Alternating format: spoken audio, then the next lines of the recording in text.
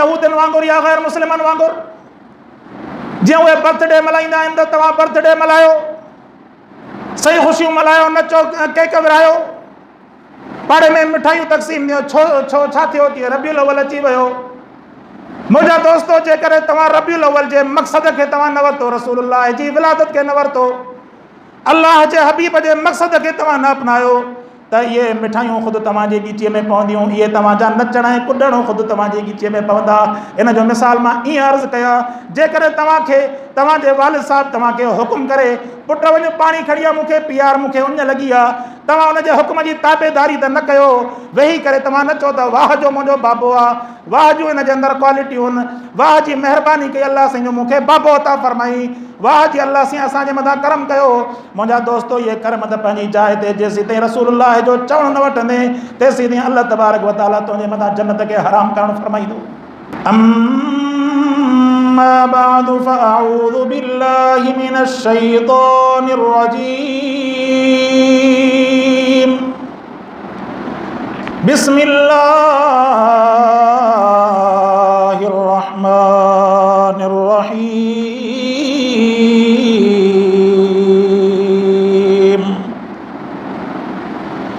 कुल इन कुंतुम तुहिब्बूनल्लाह फत्तबिऊनी युहब्बिबकुमुल्लाहु व यग़फिर लकुम ज़ुनूबकुम वल्लाहु गफूरुर रहीम।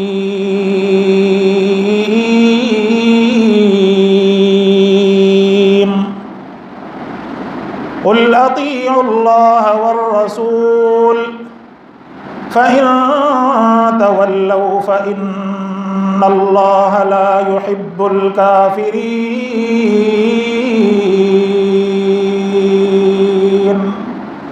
सदक़ल्लाहुल अलियुल अज़ीम। रब जे क़ुरान खे ॿुधंदासीं, इन क़ुरान जो शान काइनात जे अंदरि उन्हनि तमामु आवाज़नि खां मथां आहे, जेके आवाज़ इंसाननि जा आहिनि, जानवरनि जा आहिनि, चाहे ॻाइणनि जा आवाज़ हुजनि, शेरो शाइरनि जा आवाज़ हुजनि, भली खणी पंहिंजे वालिदैन जा आवाज़ हुजनि, इन्हनि सभिनीनि आवाज़नि जे मुक़ाबले में अल्लाह जे क़ुरान जो आवाज़ सभिनीनि खां आला ई आला आहे। अब आला आहे या न आहे? वॾे आवाज़ सां चओ त आला ई आला आहे। अल्लाह तबारक व तआला इन क़ुरान जे सदके असांखे मुस्लमान बणायो। इन क़ुरान जे सदके अल्लाह तबारक व तआला मिठड़े महबूब जो उम्मती बनाइण फरमाई। हे जेके आहिनि दुनिया जे अंदरि, तव्हां ॾिसंदा त रबीउल अव्वल अची वियो, केतिरा माण्हू साईं उर्स पिया था कनि ऐं उन जे लाइ जलसा था कनि, बैठकूं था घुराइनि, महफ़िलूं था कराइनि। छाजे करे? चऊं त सोनो रसूलुल्लाह सल्लल्लाहु अलैहि वसल्लम जन जी विलादत बासआदत रबीउल अव्वल जे महीने में थी। ऐं रसूलुल्लाह सल्लल्लाहु अलैहि वसल्लम जन आया, साईं जन असांखे छा ॾेई विया? साईं जन असांखे ॾेई विया इहो अल्लाह जो क़ुरान ऐं आले बैत किराम ॾेई विया, जिन क़ुरान जे पोयां, आले बैत जे पोयां पंहिंजी ज़िंदगी बसर कंदासीं, अल्लाह तबारक व तआला असांखे दुनिया ऐं आख़िरत जे अंदरि कामयाबी नसीब फरमाईंदो। इन क़ुरान खे नाज़िल फरमाइण खां बाद में अल्लाह से फरमाए त इहो क़ुरान उहो किताब आहे जंहिं किताब जो काइनात जे अंदरि मुक़ाबिलो न आहे। क़ुरान उहो किताब आहे जंहिं किताब खे असां पाण नाज़िल फरमायोसीं। ही के आम इंसान जो कलाम न आहे, कंहिं नबीअ जो कलाम न आहे। ही कलाम उहो कलाम आहे जंहिं कलाम खे अल्लाह रब ज़ुल जलाल पंहिंजो कलाम ॿुधाइण फरमायो। फरमाई त इन कलाम खे रब साईं बाबरकत बनाइण जे लाइ रब मिठड़े मोहम्मद अरबी सल्लल्लाहु अलैहि वसल्लम जन खे नबी बनाए करे हिन धरतीअ ते मोकिलणु फरमायो। फरमायूं त अल्लाह तबारक व तआला एहसान फरमायो।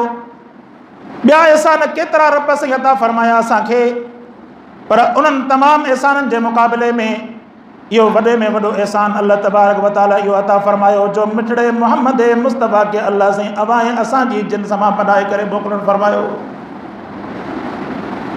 रसूल खे असांजी जिन्स मां बनाए मोकिलियईं, इंसान ज़ात मां।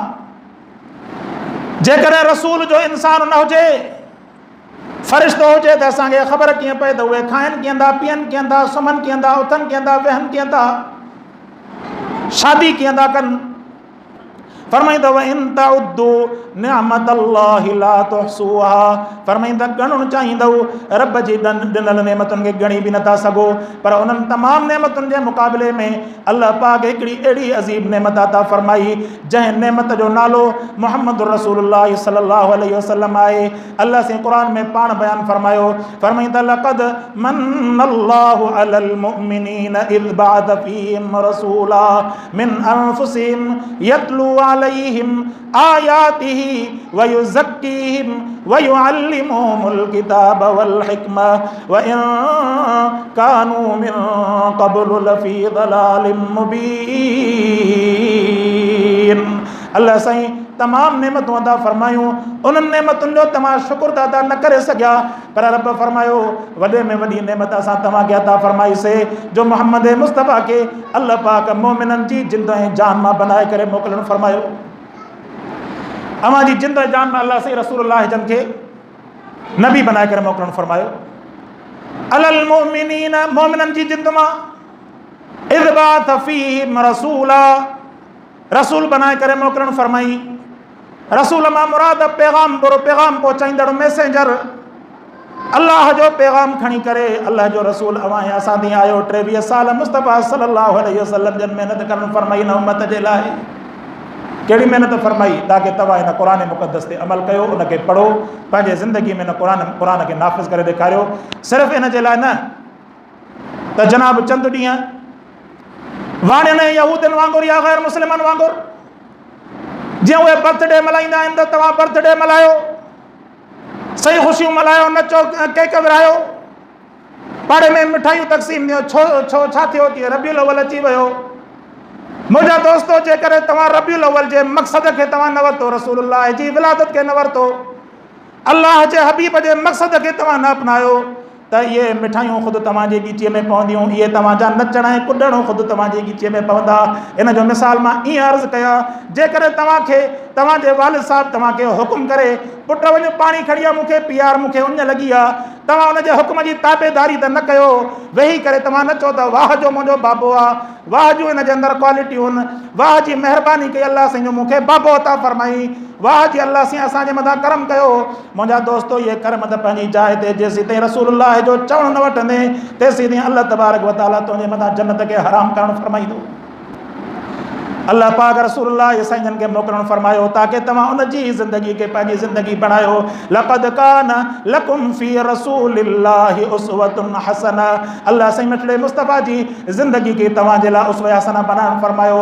हेॾां तूं व्याज खाईंदो रहो सॼी ज़िंदगी, रुश्वत वठंदो रहो, साईं मुंहिंजा तिजारत जे अंदरि हराम खाईंदो रहो, या कूड़ ॻाल्हाईंदो रहो, गिला कंदो रहो, निमाज़ न पढ़ंदो रहो, रबीउल अव्वल जे अंदरि केक विराई, साईं मिठाई विराई, सम्झई त हिनखे वॾी ख़ुशी आहे। इहा ख़ुशी न आहे, इहो वॾे में वॾो धोखो आहे। इहा ख़ुशी कंहिं बि सहाबी न मल्हाई, कंहिं बि आले बैत किराम न मल्हाई। इहो सिर्फ़ु ऐं सिर्फ़ु असांखे दीन खां परे करण वारी ॻाल्हि आहे। छाजे करे?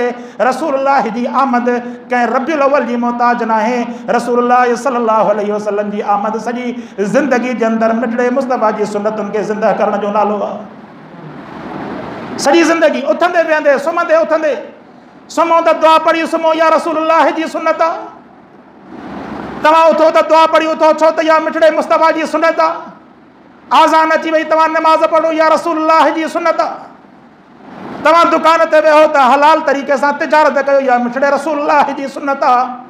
तव्हां पंहिंजे बचड़नि खे क़ुरान पढ़ायो, या रसूलुल्लाह जी सुन्नत आहे। तव्हां रस्ते में सॼे तरफ़ ॻाल्हि, या रसूलुल्लाह जी सुन्नत आहे।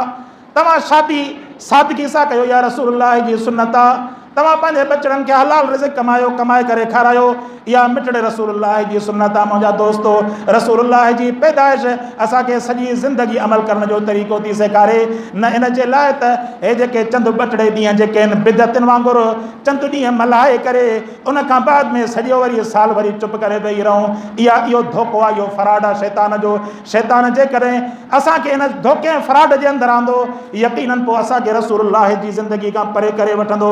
असांखे रसूलुल्लाह जे ज़िंदगीअ खे पंहिंजे ज़िंदगीअ सां जेकॾहिं मिलाइणो आहे, मैच करिणो आहे, सुबुह खां वठी करे शाम ताईं सॼी ज़िंदगी मिठड़े मुस्तफ़ा जी सुन्नतुनि ते गुज़ारींदो वञो। अल्लाह पाक अव्हांखे कलमे जो मौत नसीब फरमाईंदो। ऐं जॾहिं तव्हां क़यामत जे ॾींहुं उथंदा, मां यकीन सां चवां थो मिठड़े रसूलुल्लाह साईं जन जे हथनि मुबारकनि सां रब साईं हौज़े कौसर जा जाम अव्हांखे नसीब फरमाईंदो। इहे महिरबानियूं अव्हांखे मिलंदियूं सुन्नत ते अमल करण सां ऐं सॼी ज़िंदगी अमल करण सां, नमाज़ुनि जे पढ़ण सां। मुंहिंजा दोस्तो, सॼी ज़िंदगी रसूलुल्लाह जी सुन्नतुनि ते अमल करण सां, पाण बि अमल कयो, पंहिंजी औलाद खे बि सुन्नतुनि ते हलायो। अल्लाह पाक खां दुआ आहे अल्लाह से अमल करण जी तौफ़ीक़ अता फरमाए। वाख़िर